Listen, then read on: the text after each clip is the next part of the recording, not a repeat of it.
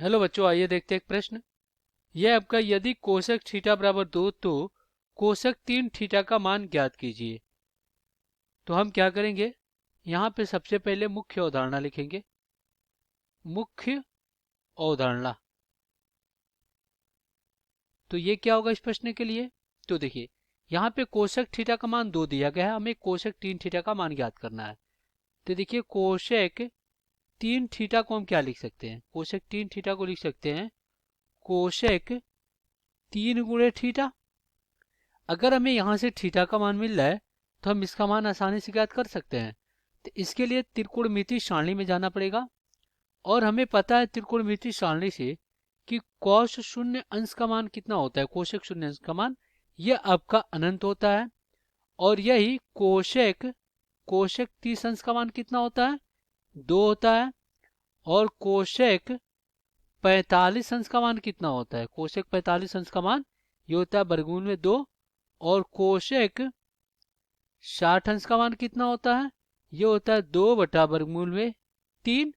और कोशक कोशक 90 अंश का मान कितना होता है, 1 होता है।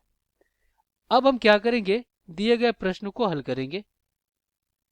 तो देखिए अपना क्या है, यह है कोशक थीटा बराबर कितना है, 2 है। तो हम क्या करेंगे, यहाँ पे देखें त्रिकोणमिति सारणी में तो कोशक 30 अंश का मान कितना हो रहा है, 2।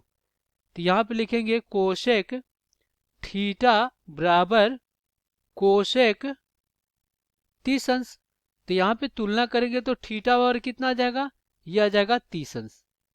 थीटा का मान यहाँ पे 30 अंश आ गया। अब हमें कोशक 3 थीटा का मान ज्ञात करना है।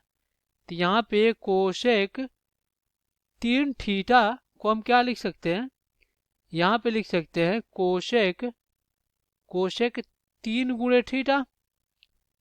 तो यहाँ पे आपका क्या हो जाएगा, कोशक 3 गुणे कितना, 30 अंश। तो यहाँ पे आपका क्या आ जाएगा, कोशक 90 अंश। और कोशक 90 अंश के मान अगर आप सारणी में जाए तो यहाँ पे आपको मिल जाएगा कोशक 90 अंश का मान 1 होता है।